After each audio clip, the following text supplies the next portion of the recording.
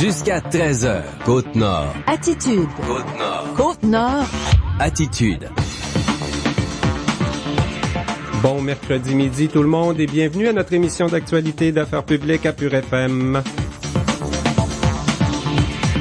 Mon nom est Jean Saint-Pierre, j'anime Côte-Nord Attitude et ce mercredi midi, je suis en compagnie de Valérie Dionne. Bonjour Valérie. Bon midi Jean, bon midi tout le monde. Valérie qui a très hâte de parler à Yvan Pedneau ce midi. Ben oui, certain, j'ai hâte qu'on prenne de ses nouvelles. Ben oui, Yvan Pedneau qui va être avec nous dès midi 15, le finaliste chanteur bien sûr natif de cette île. Donc, il sera avec nous dès midi 15 et c'est ça, on va parler de tout ce qui se passe. Hein. Il est en tournée solo, en spectacle le 28 chez nous. Oui, effectivement, il sera le 28 octobre ici à la salle Jean-Marc Dion et ça semble super bien se passer pour lui, son après-voix, si on veut, parce que, bon, si on le suit sur Facebook, là, souvent des photos en spectacle, il y a des photos en studio aussi. Il va faire un spectacle avec Marc Dupré dans le temps des fêtes, donc là, on va vraiment prendre de ses nouvelles. Nous, on trouve que ça a l'air de bien aller, mais on va l'entendre de sa voix à lui. Là. Oui, je pense qu'il participe aussi à l'événement du Rosec qui regroupe tous les organisateurs de spectacles de l'Est du Québec à Rimouski cette semaine. Ça annonce peut-être une tournée avec un autre spectacle l'été prochain. En tout cas, on va y demander. À midi 25, Valérie, on va essayer de faire parler les chiffres. C'est que l'Institut de la statistique du Québec a publié hier l'édition 2016 du Bulletin statistique de la Côte-Nord. Effectivement, ce sont des chiffres qui parlent sur la population. Ça explique pourquoi on quitte les activités économiques par MRC. C'est Marie-Hélène Provençal qui sera avec nous. Elle est chargée de projet à l'Institut de la statistique et c'est elle qui a publié ce Bulletin statistique de la Côte-Nord. On fait parler les recensements, nos rapports d'impôts, et puis on sait combien il y a de monde sur la Côte-Nord. Le recensement, le dernier qui avait jamais été aussi populaire que ça, Jean, les sites Internet avaient même explosé, tellement il y avait eu de gens qui voulaient répondre au recensement. Donc, quand on arrive avec des recensements, puis l'Institut de la statistique, là, c'est pas mal plus solide qu'un sondage qui prend quelques personnes dans un comté ou dans une région pour conclure des choses. Également, vers 12h35, on reçoit la directrice du Conseil de la culture de la Côte-Nord. Le réseau des CRC du Québec propose d'inclure la culture dans cette promotion des saines habitudes de vie. Donc, on met la culture au même rang que les sports, là, dans la promotion dans les écoles, au primaire, au secondaire. Peut-être c'est une bonne idée. Ben, sais-tu que moi, je trouve que c'est une bonne idée. Saines habitudes de vie, souvent, on pense à l'alimentation, bien nourrir son corps. On pense souvent au sport, mais bien nourrir son esprit. C'est très important aussi, surtout avec les statistiques qu'on a eues dernièrement, avec le nombre d'analphabètes fonctionnels au Québec qui, mon Dieu, est assez inquiétant. Je trouve que d'intégrer la culture dans ces saines habitudes de vie-là, c'est une excellente idée. En même temps, pour la culture, l'industrie culturelle, ça peut être très payant à long terme parce que si on habitue nos jeunes à aller voir plus régulièrement des spectacles, à consommer de la musique ou autre chose qui relève de l'industrie culturelle, ben ça risque de créer une industrie plus solide dans l'avenir. En fin d'émission, on a une chronique économique à vous offrir avec les gens de Développement économique cette île. C'est Guy Bouchard et Rossel Tremblay qui seront avec nous. On va expliquer comment ça marche, les COMAX, les comités de maximisation des retombées économiques. Quand il y a un projet qui s'annonce là sur un territoire comme cette île, on fait tout pour que l'argent soit dépensé chez nous. On va expliquer comment. Donc, à la chronique économique vers la fin de cette émission Côte-Nord Attitude. Avant cette série d'entrevues, on vous propose à l'instant un bulletin d'information régionale. Actualité Pure FM. Mais d'abord, il y a le syndicat des agents de la paix en service correctionnel du Québec là, qui vient juste de lancer une opération de visibilité. On sait que la convention collective est échue depuis 18 mois pour les agents de la paix. Le syndicat est affilié à la CSN. Ici, à cette île, on a posé des gestes à deux endroits. Le palais de justice, devant le palais de justice, on a posé une grande banderole, mais également au nouveau centre de détention là situé près dans le secteur Ferland à Sept-Îles. On ne sait pas encore à quel moment il va ouvrir la nouvelle prison de Sept-Îles, mais le syndicat passe son message aujourd'hui sur le tout nouveau centre de détention. Sur l'ancien, c'est-à-dire au sous-sol du palais de justice, on a mis une invitation au ministère de s'occuper de ces infrastructures désuètes, et sur le neuf, on écrit « Ici, on s'occupe de santé et de sécurité ». On passe donc un message directement au ministère de la Sécurité publique. Les difficultés de recrutement de psychologues par le CI3S Côte-Nord pour Sept-Îles se poursuivent. La situation s'est améliorée depuis 2 ans pour le recrutement de médecins de famille à Sept-Îles et Port-Cartier. Il en manque 3 pour compléter le plan d'effectifs médical à l'hôpital de Sept-Îles. Par contre, il manque 16 médecins spécialistes, notamment en psychiatrie et en pathologie. Réuni à Sept-Îles la semaine dernière, le conseil d'administration du Centre intégré de santé des services sociaux de la Côte-Nord a formé un comité des ressources humaines pour discuter de la stratégie de recrutement et de rétention du personnel. Les perspectives d'emploi sont bonnes à Pentecôte et Port-Cartier, selon la directrice de POPCO, qui organise un premier salon de l'emploi depuis 10 ans. Une quinzaine d'entreprises y exposeront leurs besoins en main-d'œuvre. Le projet éolien de 600 millions de dollars à Pentecôte par les Inuits de la Côte-Nord s'ajoutera à l'aménagement d'une usine de biocarburant à proximité de la scierie Arbec à Port-Cartier. La directrice de POPCO, Nadine Roussy, constate que le marché de l'emploi se diversifie. On a vécu une période un petit peu plus que l'emploi est un petit peu plus rare. En organisant notre salon de l'emploi, on se rend compte que finalement, il y a des choses qui s'en viennent. Si on parle du côté forestier, nous, on nous a parlé d'environ 70 postes. On a McDonald's qui arrive aussi, qui va offrir une quarantaine de postes. On a le centre de santé qui est plus rendu régional, qui, eux, ont des besoins aussi. Le Salon de l'emploi de Port-Cartier est prévu le jeudi 3 novembre. L'organisme POPCO propose plusieurs services aux chercheurs d'emploi, notamment des ateliers de préparation avant une entrevue avec un employeur. La population de la Côte-Nord continue à décliner selon le récent bulletin de l'Institut de la statistique du Québec. La décroissance la plus rapide au Québec est celle enregistrée en Basse-Côte-Nord, avec une perte de 6% de la population entre 2001 et 2015. La Côte-Nord et la Gaspésie sont les seules régions du Québec où la population est en baisse dans toutes les MRC. En 2014, la Côte-Nord et l'Outaouais étaient les seuls endroits au Québec à enregistrer une diminution du revenu par habitant. La Côte-Nord comptait 93 900 citoyens au 1er juillet 2015. Elle vient au 15e rang des régions administratives pour la taille de la population. La MRC de Cette-Rivière regroupe 38% des gens de la côte. Manicouagan suit avec 34% de la population régionale. L'Institut de la statistique du Québec remarque que notre région est durement touchée par la baisse du prix du fer. Les dépenses en investissement minier et la valeur des livraisons de minerais ont diminué de 31% et 46% en 2015 sur la Côte-Nord, comparativement à 2014.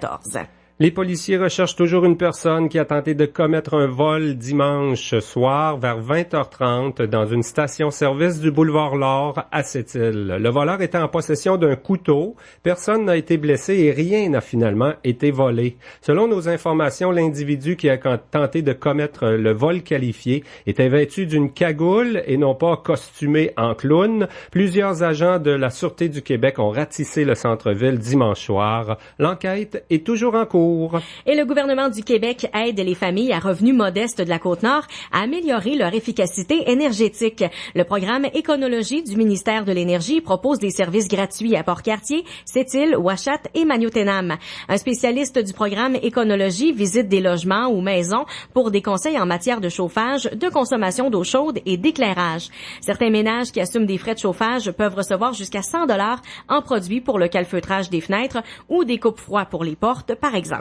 Ben voilà, ça complète ce bulletin d'information régionale. La Côte-Nord Attitude, dans quelques instants, on reçoit le chanteur Yvan Pedneau. Attitude. Du lundi au vendredi à 9h40 et 16h45, Aluminerie Alouette présente En bref chez nous, une émission consacrée aux organismes à but non lucratif. Aluminerie Alouette vous permet d'en apprendre plus sur les activités organisées par des gens de chez nous. En bref chez nous, à 9h40 et 16h45. Présenté par Aluminerie Alouette. Votre votre véhicule actuel vous inquiète pour l'hiver? Pascal Automobile vous offre des véhicules d'occasion de première qualité. Des véhicules d'expérience, inspectés et garantis. On va même inclure les pneus d'hiver sur votre nouveau véhicule. Voyez François chez Pascal Automobile au 401 Gamache. Vous cherchez votre prochain véhicule d'occasion? Faites un arrêt chez Pascal Automobile au 401 Gamache et profitez de notre choix varié pour trouver l'auto ou le camion qui vous convient. La majorité de nos véhicules vous sont offerts à un taux de financement avantageux. Et en octobre, on va même inclure les pneus d'hiver sur votre nouveau véhicule. Venez en parler avec François. Où ça? Chez Pascal Automobile au 401 Gamache. Ici Bertrand Godin. Chez Monsieur Muffler, c'est déjà le temps des pneus d'hiver. Économisez 70 $ à l'achat de 4 pneus Michelin. Voyez toutes nos promotions au monsieurmuffler.com. Quoi de mieux qu'une vérification préventive de votre voiture avant l'hiver? Monsieur Muffler, ça se répare. Jusqu'à 13h. Côte-Nord. Côte-Nord. Attitude. Pure FM. 94.1. Valérie, on s'ennuie déjà de lui. Pourtant, il est venu nous voir l'été dernier avec son coach Marc Dupré. Il sera de nouveau en spectacle en octobre à la salle Jean-Marc Dion. Et oui, on était habitué de le voir à tous les dimanches dans nos téléviseurs à la voix, effectivement. Et là, on a hâte de le voir chez nous le 28 octobre à la salle Jean-Marc Dion. Yvan Penneau, bien sûr. Bon midi, Yvan. Salut. Comment ça va? Ça va très bien, vous autres? Ben, ça va très, très bien. Merci. Écoute, si on te suit un petit peu sur les réseaux sociaux, l'après-voix pour toi, ça semble très, très bien se passer jusqu'à maintenant. J'ai pas à me plaindre. Tu sais, c'est sûr que là, les gens doivent se dire des fois, on n'entend plus parler d'hiver, mais c'est parce que là, je suis en train de me préparer à revenir fort, là. Ah oui? C'est à Toronto qu'ils se disent ça à cette heure. Bon, mais c'est le tour. C'est ça, c'est à leur tour à s'ennuyer. Ouais, c'est ça. Ce qui arrive, c'est que là, c'est ça, évidemment, tu sais, on a pendant une période de temps, je suis à la télé à tous les dimanches, je me fais voir par des millions de téléspectateurs. Puis après ça, ben, les spectacles avec Marc. Là, à l'automne, c'est le temps de travailler sur mon album. Je suis présentement en studio, là. J'ai pris une petite pause de ma session de studio pour vous parler. Fait que là, on travaille sur l'album, puis aussi on se prépare pour le spectacle. Mon spectacle solo que j'ai fait cet été va être un petit peu différent de ce que je vais aller vous présenter à cette île, puis que ce que je vais faire dans les salles de spectacle dans les prochains mois. Donc, ça fait beaucoup de préparatifs pour être fin prêt, là, pour aller voir les gens. Ouais. Écoute, parlons de ton album, là. Premièrement, je voyais une photo tout à l'heure sur ton Facebook avec Jérôme Couture, un autre ancien de La Voix. Tu travailles avec lui pour ton album? Ben oui, c'est Nathan qui est pas mal occupé. Ça aussi, lui, il a fait son lancement d'album hier à Chicoutimi. Puis là, il va avoir un autre lancement d'album pour le même album. C'est juste qu'il va faire un lancement pour la région de Montréal lundi prochain. Puis entre-temps, ben c'est ça, il a trouvé une journée ou deux pour venir avec nous autres travailler en studio. Tu sais, essayer d'écrire des tunes ensemble, voir ce que ça donnerait. Puis ça a donné quelque chose de pas pire, en fait. On est en train, justement, il est pas ici avec moi aujourd'hui, mais quand il est venu, la dernière fois qu'il est venu nous voir en studio, on a été capable de pondre un petit quelque chose qu'on a mis sur la tablette, puis on disait on va retravailler ça quand il va avoir la chance de revenir, mais là on est comme pas mal trop excités. Jérôme est occupé de son côté, mais nous autres, moi et mon réalisateur, on a décidé de ressortir cette chanson-là aujourd'hui puis d'essayer de la faire avancer un petit peu. Fait que on travaille sur une chanson qu'on a débuté en fait avec Jérôme. En tout cas, ça, on a très, très hâte d'entendre ça. Là. Je peux te dire qu'on a hâte d'avoir un nouvel extrait d'Yvan Penneau, en tout cas ici à Pure FM, là, c'est sûr et certain. Marc Dupré, lui, a la réputation de garder ses poulains avec lui, là, si je peux le dire ainsi, là, après la voix, rétroactivement, même si tu n'as pas gagné cette aventure-là, t'en sors gagnant finalement. Ah oui, absolument. C'est j'ai vraiment pas à être gêné là entre guillemets de ne pas avoir gagné parce que ça m'a permis de rencontrer mon gérant Marc. Je travaille encore étroitement avec Marc et puis c'est ça. Je veux dire, il y a rien. Si en fait j'ai aucune limite à faire ce que je veux avec mon équipe présentement. Je peux faire exactement ce que gagner à la voix m'aurait permis. peut-être même plus, en fait. Tu sais, des fois, les contrats de, je ne veux pas rentrer dans les détails, mais les contrats de télévision comme ça, les contrats du gagnant de certaines émissions de télé comme ça, ben, tu sais, des fois, c'est un petit peu plus restreint. Mais là, moi, j'ai pas cet aspect-là avec le contrat que j'ai présentement avec mon équipe, puis je suis pas mal content. Là, on parle de ton album et tout ça. Est-ce qu'on va pouvoir avoir un petit aperçu le 28 octobre à la salle Jean-Marc Dion? Je ne sais pas encore. Sais-tu quoi? Ce qui arrive, c'est que là, tu sais, on travaille sur plein de chansons. Il n'y a rien de prêt, de définitif. Tu sais, parce que faire un album, c'est tout le temps un work in progress. Jusqu'à temps que la chanson soit pas sur l'album, je veux dire, il n'y a rien de couler dans le béton, si tu veux. Donc, moi, je veux pas arriver à cette île puis dire, on fait telle tune, puis finalement, sur l'album, la chanson est complètement différente, tu vois. Donc, c'est peut-être mieux de pas faire ça lors de ce passage-là, cette île, peut-être dans le futur. Ben, pas peut-être, là, j'espère évidemment dans le futur. En fait, il y en a une que je pourrais peut-être faire à cette île. Je verrai là, comment ça va se passer. En tout cas, tu sais que ton spectacle est très attendu ici à cette île. T'es un des spectacles qui s'est le mieux vendu. Je pense que ton spectacle est un de celui où reste le moins de billets là, de disponibles. Donc, qu'est-ce qui attend les gens? Ça va être quoi, le Yvan Penneau en show, là, vraiment solo sur scène, ça va être quoi?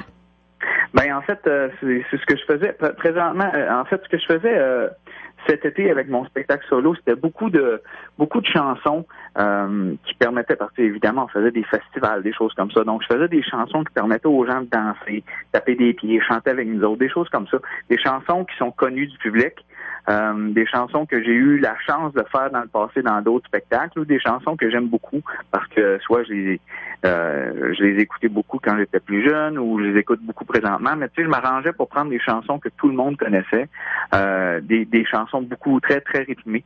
Là, on a fait les salles de spectacle, des spectacles d'automne, d'hiver, de salles de spectacle, c'est un petit peu plus différent. C'est un petit peu différent, dans le sens que là, oui, je vais prendre des chansons, comme je te disais, mon album n'est pas prêt, donc en gros, ça va être des chansons, des covers, des chansons que les gens connaissent aussi, mais il va y avoir quelques ballades. J'ai beaucoup de plaisir à chanter des ballades, des power ballades qu'on appelle. Donc, il va y avoir certaines chansons que j'ai faites dans les festivals cet été. Mais aussi, on a remplacé certaines de ces chansons-là par d'autres chansons qui sont un petit peu plus appropriées pour faire des salles de spectacle à l'automne, des choses comme ça. Ah, ben, on s'ennuiera pas cette soirée-là. On risque de n'avoir pour notre argent. On a su que tu avais invité deux chanteuses bien connues localement, là, Christelle Savard et Nathalie Noël. Comment tu vas les utiliser? Ben, je vais les faire chanter, mon cher. Ah oui? Ah oui. En fait, moi, je suis un gars qui aime ça faire des duos. J'adore faire des duos. Je suis un gars qui a beaucoup de duos de toutes les époques, de tous les styles sur mon iPod. Et puis, j'ai pas souvent la chance de faire des duos. En fait, je pense que dans toute ma carrière, j'ai dû en faire un ou deux. Mais là, je vais me gâter cette soirée-là. Je fais venir deux belles et bonnes chanteuses de la place, puis je vais me faire des beaux duos avec ces deux artistes-là. Ah, ça va être, c'est sûr que ça va être très, très bon. On peut pas savoir quelle chanson, là, vous allez faire ensemble? Je sais pas, devrais-tu? Ah ouais, donc. Sinon, on va lui demander à eux autres, ils vont nous le dire. Ouais, c'est ça.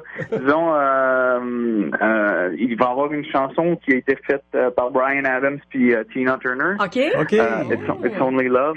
It's Only Love. Là, je commencerai pas à chanter ça à la radio. Puis l'autre chanson, c'est une chanson de Christina Aguilera et Blake Shelton, qui est I'm Just a Fool. Ouais. Ouais. Ah, ben c'est bien. Et ça avait très marché, en plus, cette chanson-là, à la radio. Là, ça avait pogné. Fait que je pense que c'est des très, très, très bons choix. En terminant, Yvan, t'as des spectacles de Noël qui s'en viennent avec Marc Dupré. Ça aussi, c'est une belle expérience. Oui, ça, c'est le party qui pogne en place à chaque fois. Imaginez-vous, j'ai vu Marc, c'est sa deuxième année en ligne qui fait le mois de décembre au Capitole. Et puis j'ai vu des images l'année passée, il y avait Jérôme avec lui. J'ai vu des images c'est pas des spectacles, là, c'est vraiment des parties là. Le toit veut arracher là. Le toit du Capitole est attaché solide, je te jure. Mais c'est ça. On veut juste faire la même chose cette année. Je crois que Alex Nevsky va être là avec nous autres. Geneviève Leclerc va être là aussi. Jérôme, moi-même. Donc ça risque d'être pas mal intéressant. On est justement en train de travailler sur la conception de ce qu'on va faire au mois de décembre. En attendant le 28 octobre, comme on le disait, t'es le meilleur vendeur de la saison à la salle Jean-Marc Dion, là, présentement. Mais il reste des billets, ça fait que les gens intéressés, là, on se dépêche de contacter la billetterie de la salle Jean-Marc Dion. Ça va certainement être un événement, le retour d'Yvan Pedneau dans son monde, là, dans sa ville natale. Peut-être plus même que l'été dernier, là. Tu vas avoir le contrôle sur toute la soirée. Ouais, vous savez que, tu sais, je vais...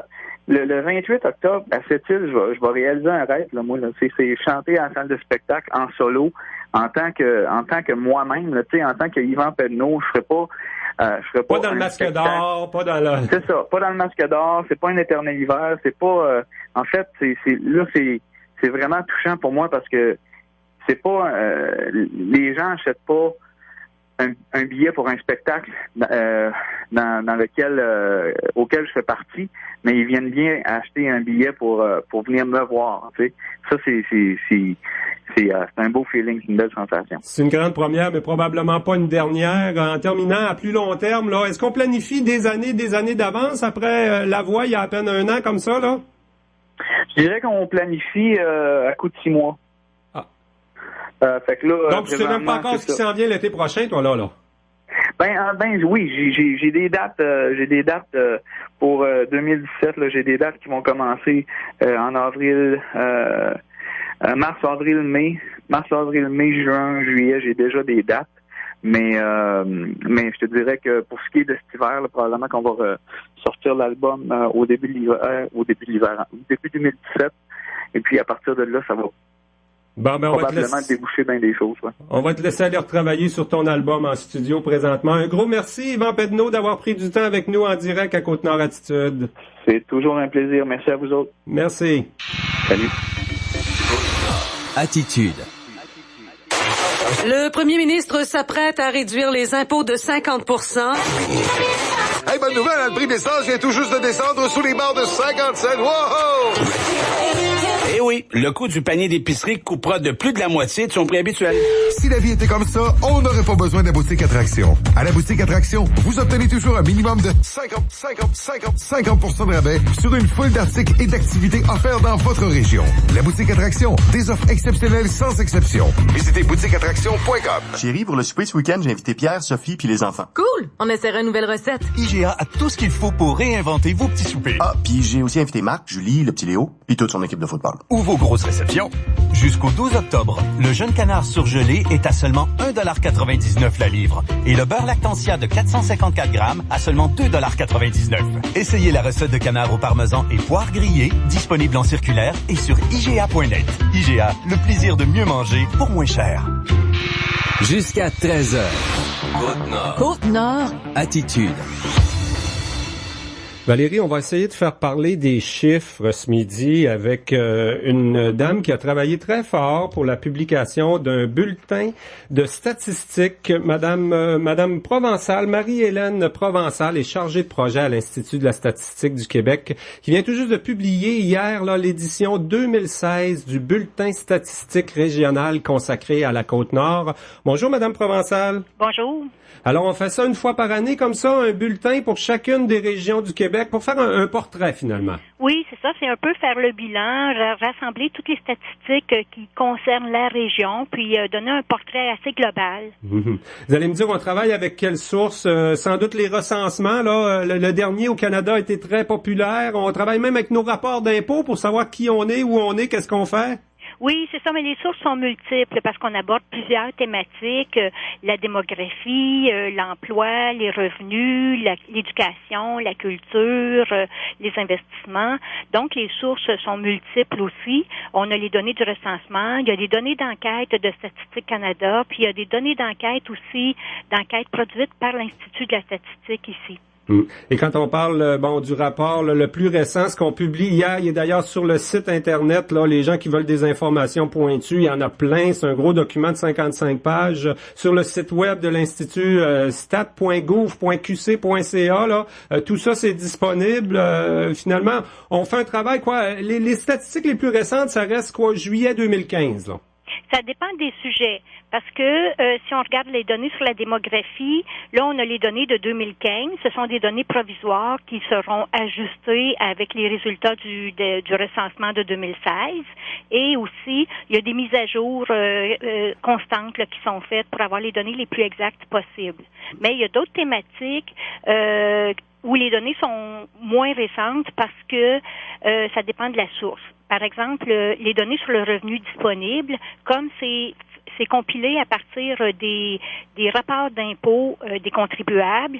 Bon, il faut attendre que l'année financière soit terminée, que les gens aient produit leur rapport d'impôts et que toutes les données soient compilées. Donc, on n'a pas de données de 2015, puis vous comprendrez pourquoi, là.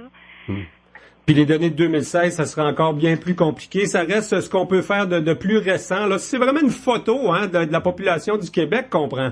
Oui, exactement. Si on regarde pour la Côte-Nord, là, on essaie de faire parler un peu les chiffres. Vous, comme chargé de projet, quand vous avez regardé toutes les sources, différentes sources, des chiffres comme ça, la première chose qui vous a semblé évidente, c'est l'exode de la population, hein?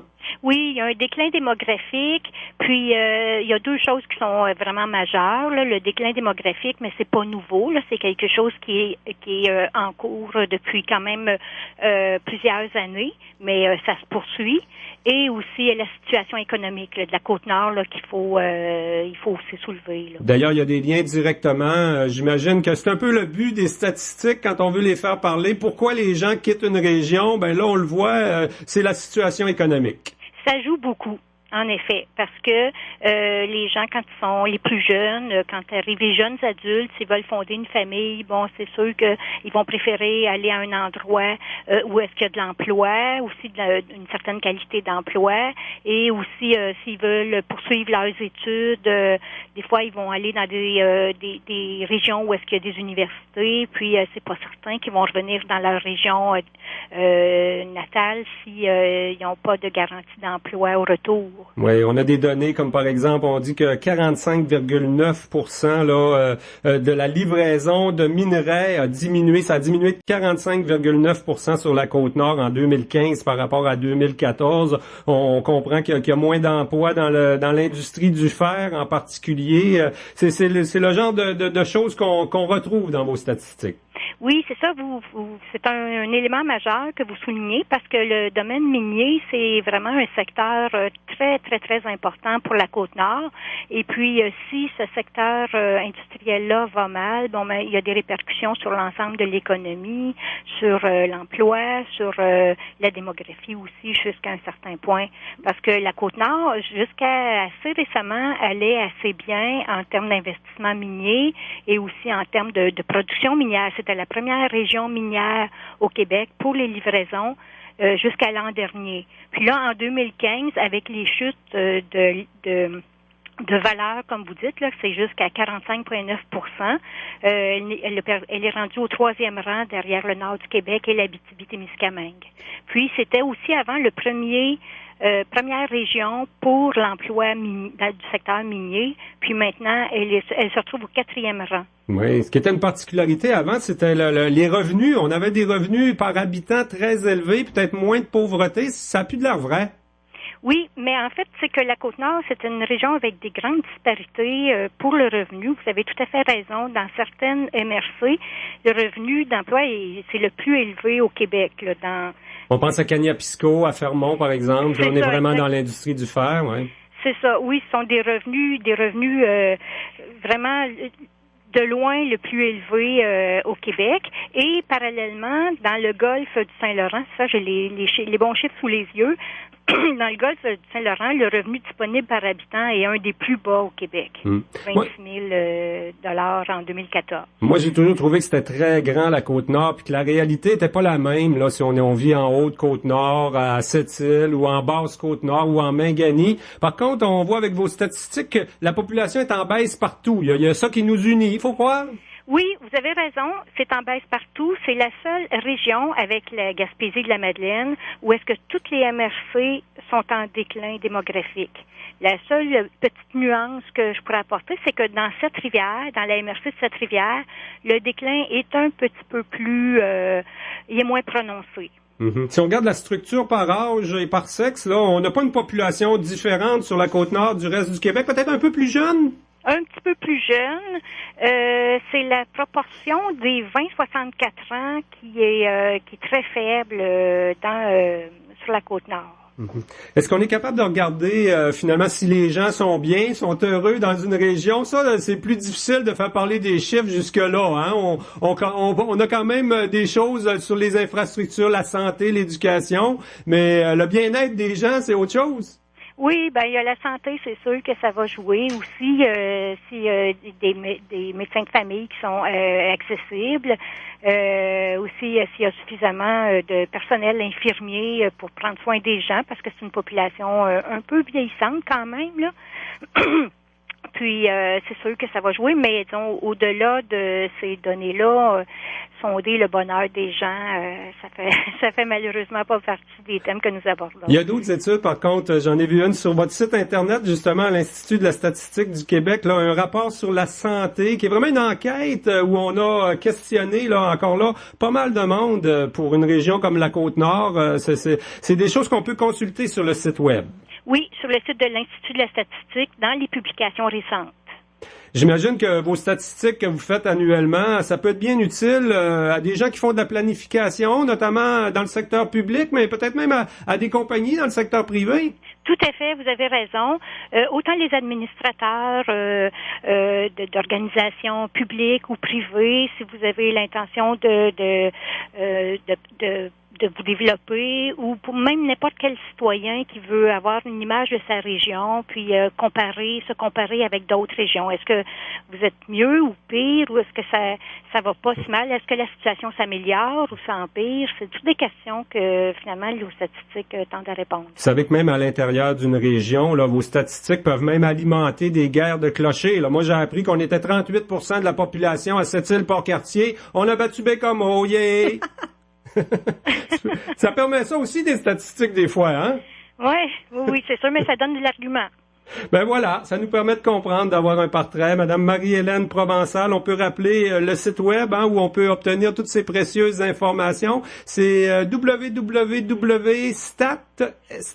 stat.gouv.qc.ca, donc stat.gouv.qc.ca. C'est exactement ça. Eh bien, un gros merci pour le travail effectué puis pour l'entrevue radio, Madame Provençal. Mais ça m'a fait plaisir. Au revoir. Au revoir. Attitude.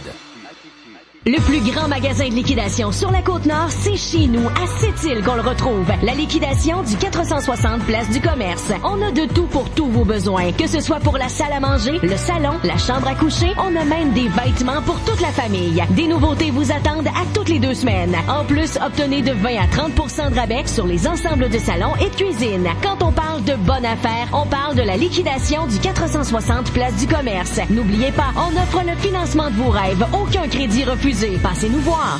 La compilation. La compilation. Salut, c'est David. Du lundi au vendredi dès 18h, je vous invite à un voyage dans le temps musical à Pure FM avec la compilation. Parce que commencer la soirée avec ça... Oh, wow, wow, wow, ma petite Julie, si t'étais pas si jeune, je t'aurais pris. Et ben ça... Ben, me semble que ça fait du bien. Commencez vos soirées de semaine du bon pied avec la compilation dès 18h. Pure FM 94.1. Côte-Nord. Attitude. Pure FM 94.1. Valérie, il y a le réseau des conseils régionaux de l'environnement là qui lance une idée comme ça, c'est d'intégrer la culture aux saines habitudes de vie dans toute cette promotion qu'on fait depuis 10 ans maintenant auprès des jeunes, dans les écoles, mais partout, auprès de la population en général. C'est quand même une bonne idée, ou du moins on va la décortiquer avec la directrice du Conseil de la culture Côte-Nord, Madame Marie-France Lévesque. Bonjour, Madame Lévesque. Bonjour. Peut-être d'abord rappeler là qui vous êtes au Conseil de la culture Côte-Nord. C'est un regroupement d'un petit peu tout ce qui bouge dans le milieu culturel. Les gens qu'on connaît bien ici à cette île, comme le Salon du Livre, le Festival du Film, ce sont vos membres, ça? Oui, ce sont nos membres, les organismes culturels. Il y a aussi beaucoup d'artistes, d'artisans, d'auteurs et même on s'en va en campagne de recrutement là, tout bientôt, cet automne, mais toute personne qui s'intéresse aux arts et à la culture et toute personne qui veut que ce soit vivant dans notre région peut devenir un membre. Et c'est diversifié d'ailleurs, les arts et la culture sur la Côte-Nord. Il y a parmi vos membres des artistes et des gens qui sont plus des fonctionnaires de la culture finalement. Il y a quand même des arts visuels. Il y en a dans tous les domaines, hein? Oui, mais pas seulement des gestionnaires. Vraiment des artistes qui sont sur le terrain, qui créent, mais et aussi dans le domaine des bibliothèques, dans toutes les disciplines artistiques possibles et imaginables. Et des conseils régionaux de la culture, il y en a dans toutes les régions. On a un réseau, oui. on travaille beaucoup. On fait quoi? On défend les droits de votre milieu finalement, en plus d'organiser de la concertation et de la formation beaucoup. Oui. En fait, on fait également de la représentation.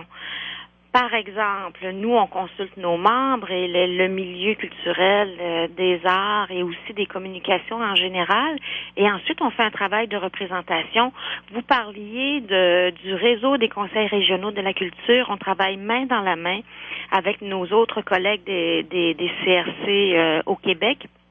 Et puis, on a fait une représentation, notamment dans le cas de la citoyenneté culturelle des jeunes, qui est un dossier qui nous tient vraiment à cœur, mais aussi au Conseil régional de la culture dans notre région. On représente notre milieu.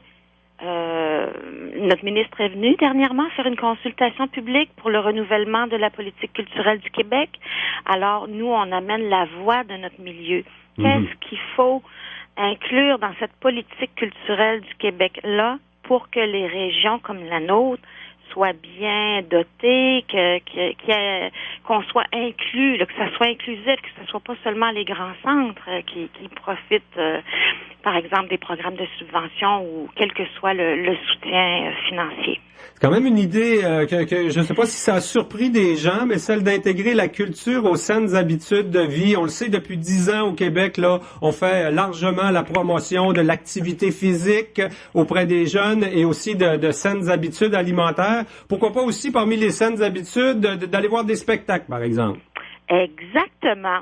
Et puis, ça, c'est un projet, ça émane justement dans notre réseau des conseils régionaux de la culture. Vous savez, il y a eu 12 forums dans les régions du Québec, incluant la Côte-Nord, pour parler de citoyenneté culturelle des jeunes. Des forums où il y avait des gens de tous les secteurs, hein? La petite enfance, le milieu des affaires, il y avait des gens du milieu de la santé. Alors, tous les milieux sont intéressés par ce projet-là, puis ce qu'on voudrait, ultimement, c'est qu'on puisse avoir un beau plan d'action sur 10 ans pour le Québec, pour que tous les enfants, même jusqu'à Blanc-Sablon, que ce soit à Tadoussac, aux extrémités, ou sur notre île d'Anticosti, ou partout, ces jeunes-là puissent acquérir, s'épanouir, créer, parce que ça a tellement d'impact dans notre société en général. La semaine dernière, il y avait des grands dossiers qui sont sortis sur l'analphabétisme au Québec. On se rendait compte qu'il y avait beaucoup plus d'analphabètes fonctionnels dans la population que ce qu'on pouvait croire. Et en voyant des statistiques comme celle-là et une proposition que vous nous faites, on se dit, mais pourquoi pas l'avoir intégré avant la culture dans ces saines habitudes-là? Voulez-vous... Quelle est la question, juste? En fait, c'est que... Il me semble que c'est tellement important. C'est pourquoi pas y avoir pensé avant? C'est tellement important. Il y a plein d'analphabètes fonctionnels au Québec, comme on l'a vu la semaine dernière. Pourquoi que la culture est pas plus valorisée que ça? Ben, c'est un bon point. Et puis, mais c'est ce qu'on essaie de faire, c'est de renverser la vapeur. Et puis, ça va avoir un effet... Bon, pour le français, pour apprendre à lire, pour apprendre à écrire, on fera pas des artistes avec tous les jeunes et les enfants au Québec. Par contre, on va faire des citoyens qui sont impliqués. On va créer, ces jeunes-là vont devenir des adultes avec un esprit critique. Mais effectivement, un des éléments très importants, c'est que Puis je suis contente que vous en ayez parlé, c'est que ça encourage la persévérance scolaire. Ça, c'est indéniable. Toutes les études l'ont démontré. Alors, le milieu de l'éducation, de la santé, il y a des impacts partout, là. Ça fait même des citoyens qui vont voter. Le fait que les jeunes soient en contact avec les arts et la culture. Mais quelle forme ça pourrait prendre? Culture comme saines habitudes de vie. Là. Il me semble pour le sport, c'est clair. Là, faire bouger le monde 30 minutes par jour. Pour l'alimentation aussi, c'est assez clair. On suggère des aliments plutôt que d'autres. Mais pour la culture, on va faire quoi? Créer pendant 30 minutes par jour? Bien, là, vraiment, il faut trouver la façon d'aborder. Une fois que tous les ministères, là, tous les secteurs sont d'accord pour dire qu'il faut qu'on fasse quelque chose ensemble, pour l'inclure dans les saines habitudes de vie, ben là, il y a tout le travail de réflexion, mais on a travaillé là-dessus. On était réunis le 27 septembre à la Maison de la littérature à Québec. Toutes les régions étaient là. Toutes les régions étaient représentées, j'y étais, tous les ministères étaient présents et là, on a planché là-dessus. Maintenant, ce qui va surgir de tout ça, ce qui va émaner de tout ça, ben là, c'est à venir, mais au moins, je pense qu'on a eu une fichue de bonne idée. Ben oui, c'est une idée qu'il faut réfléchir. Comme vous dites, elle a émergé comme ça, ben elle va faire son petit bonhomme de chemin. Exactement. J'imagine qu'on se donne du temps quand même avant de l'avoir inculqué dans les habitudes. Oui, mais c'est déjà un bon pas parce que c'est pas rien. Parce que la culture, là, que le milieu culturel et l'importance qu'on veut accorder à la culture ça soit partagé par les autres secteurs, c'est vraiment quelque chose d'inédit, c'est quelque chose de nouveau. Puis je pense qu'on peut faire un bon bout de chemin avec ça. Et l'objectif, c'est beaucoup de travailler dans les écoles auprès des jeunes. Oui. L'art est quand même présente, Madame Lévesque, dans les écoles. Là, on a tous eu nos premiers spectacles, là, nos premiers contacts avec la danse, l'art visuel à l'école. Ben souvent, vous trouvez que c'est pas assez présent, l'art à l'école au Québec? Ça peut être encore plus présent, puis c'est pas comment je pourrais vous le dire, c'est que c'est pas pareil partout, hein. Je pense qu'il faut qu'il y ait des règles qui soient intégrées dans le modèle de l'éducation. Mais moi, je suis pas certaine, moi, qu'un jeune qui est en Basse-Côte-Nord a les mêmes chances présentement d'avoir autant d'activités en art et en culture qu'à Montréal, par exemple. Non. Alors, c'est plus complexe. Donc, il faut réfléchir à comment ça va être accessible à tous les jeunes du Québec. En même temps, les écoles vous diront peut-être, déjà nos budgets se font couper pas mal.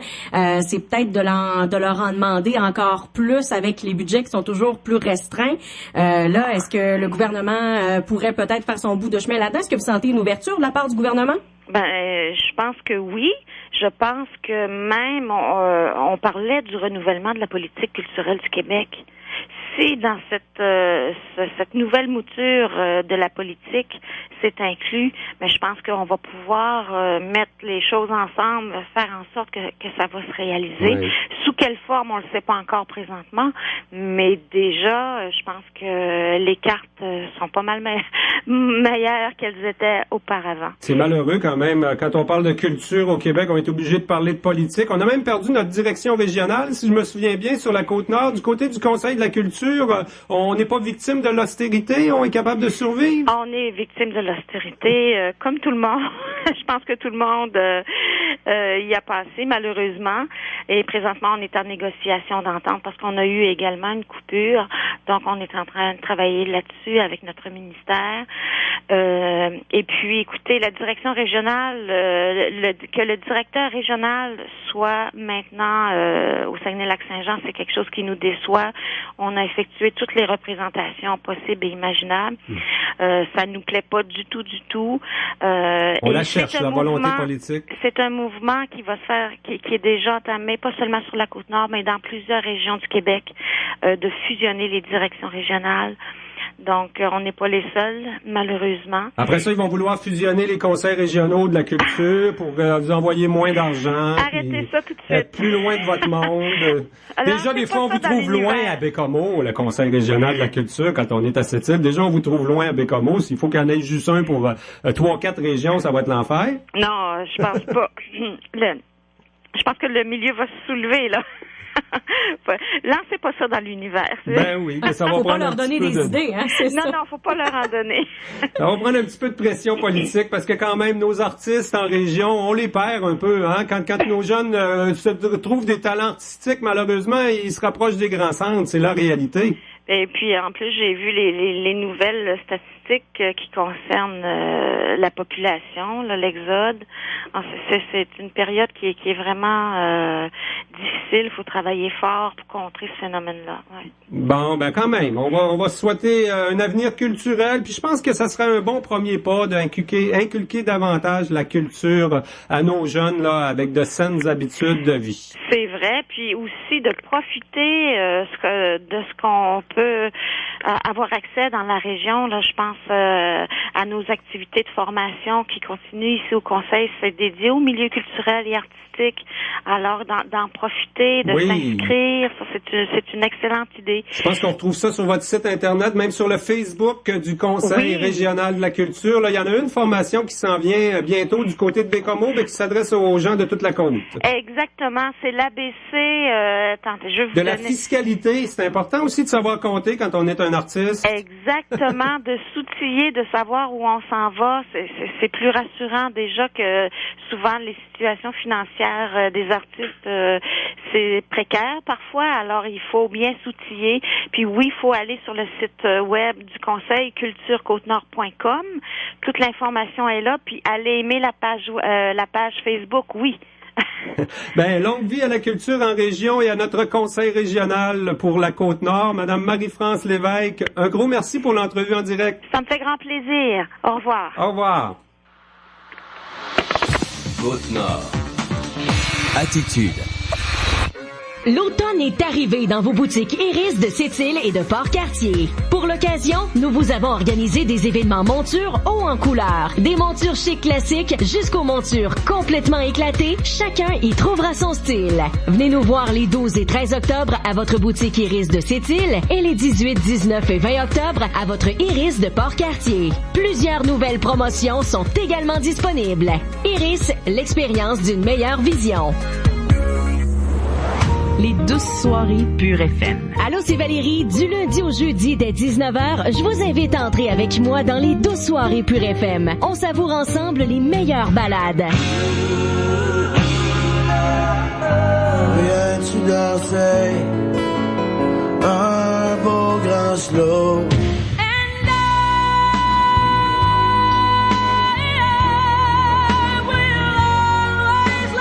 On se retrouve du lundi au jeudi de 19h à 21h. Pure FM 94.1.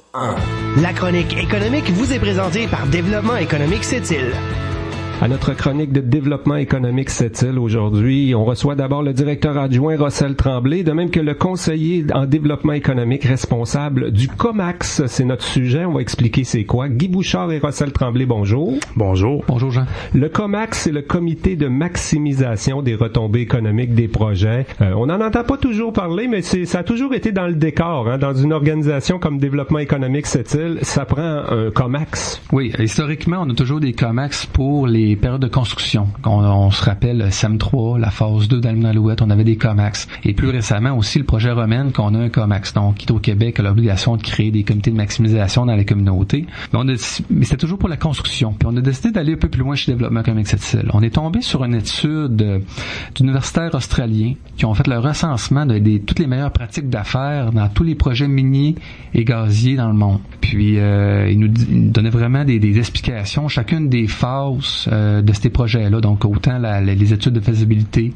la prospection, la construction, l'exploitation, puis même la fermeture, où il y a des manières de faire, où ce qu'on prend en considération le milieu d'accueil. Puis c'est pas désintéressé non plus pour les grands producteurs. Les études démontraient que oui, à court terme, il peut y avoir des frais supplémentaires à faire davantage à faire avec la région, mais à moyen puis long terme, les grands donneurs d'ordre avaient toujours un gain de productivité, ça leur coûtait moins cher, ils développaient des savoirs locaux, donc au final, il y avait une meilleure compétitivité. Donc c'était vraiment intéressant pour les grands donneurs d'ordre. Et ils nous donnaient des cas contrats un peu partout dans le monde, puis il y a des joueurs qu'on connaît très bien ici qui avaient ces meilleures pratiques d'affaires-là dans d'autres endroits dans le monde. Donc on s'est dit pourquoi qu'on irait pas plus loin avec un comité de maximisation permanent. Donc, qui s'occuperait, oui, des phases de construction. On n'a qu'à penser à Minarno, que quand ils vont commencer à construire, même ils ont déjà commencé là à participer aux travaux du COMEX. Là, quand il y a eu des travaux l'été passé, ils nous ont demandé des noms d'entreprises, savoir c'était quoi la capacité régionale pour donner des contrats à cette île. Mais aussi, toutes les entreprises sont en exploitation. On sait très bien qu'un Alumni Alouette, beaucoup de contrats qui est pour de la maintenance, qui est pour les affaires courantes de la business. On parle de des gros montants, de plusieurs centaines de millions de dollars par année. Donc, comment qu'on peut aller en chercher plus? Donc, c'est pour ça qu'on a mis ça en place l'été passé. Et je passerai la parole à mon collègue Guy, qui est le responsable. Tu travailles sur le terrain. Quand les objectifs, ça semble clair. Comment aller en chercher plus quand c'est un projet qui est dans notre coin, là, qui se réalise dans notre coin, ou dans le fonctionnement des entreprises qui sont présentes dans notre coin? Si on regarde dans le secteur privé, par exemple, on y va projet par projet. Là. On y va avec un promoteur, on s'assied avec lui, puis on regarde comment ça peut se faire. Tout à fait. Concrètement, en fait, c'est qu'on visite, dans le fond, on fait une visite de l'entrepreneur général qui a le contrat. Si on prend, par exemple, un contrat de construction, on le rencontre, on évalue avec lui, on valide avec lui ses connaissances, en fait, sur les entreprises locales, régionales, qu'est-ce qu'il connaît dans les secteurs qu'il va avoir besoin pour faire sa construction. Puis aussi, on y soumet, dans le fond, des listes par le biais de notre bottin des entreprises COMEX, que je vais reparler un petit peu plus tard. Mais dans le fond, on valide avec lui au niveau de ses connaissances, l'entrepreneur général, parce que ce qu'on sait, oui, nos entrepreneurs généraux locaux connaissent dans le fond pas mal le tissu industriel puis des entreprises qu'on a ici, mais des fois c'est des entreprises d'ailleurs qui viennent, puis dans le fond on le valide ça avec eux. Là. On regarde faire connaître comme faut l'expertise locale est disponible dans tel ou tel type d'entreprise ici à cette île. C'est beaucoup ce qu'on fait. Là. Oui, tout à fait. En fait, ça c'est au niveau de construction. Quand on parle plus d'exploitation, si on prend nos grands donneurs d'ordre comme IOC, Alouette, Arbec, Carsolar, ça c'est privé, mais on a aussi le CIS ici, on a la commission scolaire, on a la ville. Donc eux, au niveau de l'exploitation, c'est qu'on s'assoit avec eux pour savoir qu'est-ce qui sort en région, pourquoi. On regarde avec eux s'il y a des possibilités de ramener dans le fond pour nos entreprises, maximiser des retombées pour nos entreprises avec eux, s'il y a des possibilités. On parle aussi, ça peut être justement des clauses de sous-traitance régionale qu'on peut essayer d'inclure dans des contrats qui sortent de la région pour dire on va essayer d'en donner plus à nos entreprises. Est-ce que c'est bien différent ce travail-là de maximiser les retombées économiques d'un projet ou d'une dépense, qu'on travaille avec le secteur public ou le secteur privé? Dans le secteur public, souvent, dans le discours, du moins, il y a un peu de volonté d'aller vers une maximisation des retombées locales. Là. D'un point de vue public, ils ont des règles très strictes qu'on n'a rien qu'à penser au MTQ ou à la ville. Là, la ville avait donc s'il y a un joueur qui peut bien comprendre l'importance d'avoir le plus de retombées en région, c'est bien le gouvernement de la ville de cette île, mais ils ont des règles très strictes qu'ils doivent suivre, donc aller vraiment au plus bas soumissionnaire, passer par le système d'appel d'offres publiques qu'on appelle le SEAO. Ils n'ont pas beaucoup de choix, ils n'ont pas beaucoup d'options pour aller chercher plus de retombées, mais d'un autre côté, quand ils peuvent regarder, ils nous ont demandé quelles choses qu'on pourrait leur fournir, parce qu'il y a quand même un certain montant qui peuvent être plus qui ont plus la capacité de le faire, de prendre des décisions, ils vont y aller, ils vont essayer de voir comment on pourrait le faire. Donc, il faut plus innover quand on parle avec le public. D'un autre côté, un joueur comme Hydro-Québec Production, pas la construction, eux n'ont pas de COMEX, mais tout le siège social qui est à Bécomo dans la région, eux quand même donnent beaucoup de contrats par année. C'est le genre de choses qu'on peut regarder parce qu'eux ils ont leur propre système Hydro-Québec. Comment on peut faire pour en chercher plus? Ils ont déjà un système que le local est priorisé là, sur certains achats de biens ou de services. Mais est-ce qu'on peut aller plus loin avec le niveau régional de Hydro-Québec? Ça veut dire travailler beaucoup avec vos membres aussi, là, aller voir telle entreprise à cette île, as-tu pensé à soumissionner ou as-tu pensé que tel siège social Hydro-Québec à Bécomo peut donner des contrats à cette île? Faut allumer nos entrepreneurs pour aller chercher plus de contrats possibles, les aider dans ce domaine-là. Il y a un travail de vigie, effectivement, dans ces domaines-là, de contacter nos entrepreneurs généraux pour les mettre au fait de qu'est-ce qui peut s'en venir, parce que justement, comme tu le mentionnes, on a un travail au niveau de la maximisation, d'aller en amont des projets, d'aller, par exemple, visiter des firmes professionnelles, ingénierie, environnement, architecture, pour être au fait des projets, faire une vigie sur le SEAO, comme mentionnait mon collègue Rossol. Donc, il y a tout ce travail de vigie-là qui est en importance pour la maximisation. On travaille beaucoup avec des lois, des règlements qu'il faut que vous connaissiez pour peut-être pas contourner, mais mais pour s'assurer que tout se fait selon les bonnes règles. Hein. On pense par exemple à des contrats qui vont à l'extérieur, les contrats régionaux qui sont supposément à protéger les entreprises locales. Ben, c'est sûr qu'au niveau public, il y a des règles respectées. Au niveau privé, c'est plus des relations d'affaires entre deux compagnies privées, donc ils fonctionnent de la manière qu'ils veulent. En fait, nous, notre objectif, c'est pas de dire il faut absolument à tout prix que ça se fasse dans la région, les retombées économiques des grands donneurs d'ordre. C'est de savoir, OK, est-ce qu'on est capable de le faire? Est-ce qu'on est compétitif? Puis, est-ce qu'il y a un intérêt pour le grand donneur d'ordre? Parce que on prend vraiment le besoin autant des PME locales qu'on essaie d'avoir plus de retombées locales, mais aussi des grands donneurs d'ordre. Si on saigne à blanc un grand donneur d'ordre, il va finir par fermer. Donc, au final, on n'est pas plus gagnant. Comment qu'on peut faire pour rendre les deux objectifs cohérents puis en phase pour être capable d'avoir le maximum et le plus longtemps possible, donc faire durer nos grands donneurs d'ordre. Donc, nous, notre travail, c'est de regarder ce qui se fait à l'extérieur, mais en même temps aussi, OK, si ça se fait pas ici, c'est-tu parce que le besoin n'est pas là? Si l'offre est pas là? Si y a-tu quelqu'un qui est capable de le faire? Non. OK, est-ce qu'on pourrait regarder qui est intéressé des PME à le faire? De l'autre côté, OK, si on n'est pas compétitif dans tel secteur, pourquoi? Donc, si c'est un problème de coût de la main-d'œuvre, est-ce qu'il y a un moyen qu'on fasse de l'automatisation? Si c'est un problème au niveau des certifications qui sont absentes en région, est-ce qu'on peut aller chercher des formateurs qui vont donner la certification aux PME? Là, les PME, il faut qu'ils embarquent là-dedans pour être capables aussi qu'ils fassent leur bout de chemin. On demande le bout de chemin aussi aux grands donneurs d'ordre de travailler à voir comment qu'on peut en donner plus, mais aussi les PME doivent s'assurer d'être capables de livrer plus. C'est quand même un processus assez complexe qui peut aboutir sur toutes sortes de solutions là, pour maximiser les retombées. Disons qu'on prend un exemple précis, Guy, en terminant, là, on travaille quand un projet est annoncé, là, on prendra pas Ménarnaud parce qu'il est pas annoncé. Prenons le projet d'éolien, tiens, parce que le COMAX, c'est pour Sept-Rivières. Oui. On dit que le projet va se passer à Pentecôte, le financement est fait, c'est quand même un projet de plusieurs millions, autour de 600 millions de dollars. On va travailler fort pour en avoir le plus possible chez nous, du 600 millions. Tout à fait. En fait, la démarche on va dire qu'elle est simple, mais pas tout à fait simple. C'est qu'on va aller en amont, on va aller travailler avec l'entrepreneur général ou, plus haut que ça, la firme d'ingénierie qui va faire en sorte de faire des appels d'offres, d'inviter des gens. On va pas l'influencer, mais on va lui donner de la connaissance. On va essayer de voir avec lui quels sont les outils qui sont possibles pour nous afin de maximiser le plus de retombées avec nos entreprises ici pour un projet qui se passe ici. Éventuellement, on peut demander à nos entreprises d'ajuster leur flûte, de se préparer en leur disant ça s'en vient dans 2 ans, 3 ans. Faut travailler avec un plan stratégique finalement dans tout ça.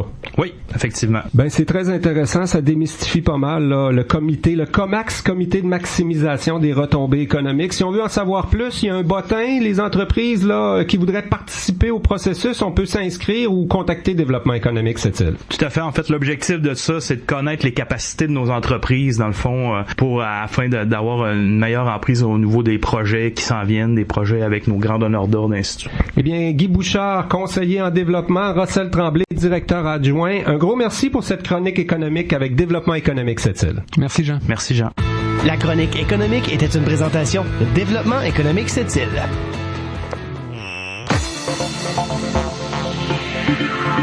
Ben voilà, il est 13h. Valérie, c'est ce qui complète notre émission Côte-Nord Attitude. Bien sûr, moi, je serai de retour demain, mais avec Tommy Auger. Exactement. Donc, un gros merci pour ta participation aujourd'hui. Ça m'a fait plaisir, Jean. Dis-moi, Valérie, il va se passer quelque chose à 3h-5 aujourd'hui. Exactement. C'est le ministère de la Sécurité publique qui va lancer un message d'essai à 14h55 pour tester son système de diffusion d'alerte en cas de catastrophe.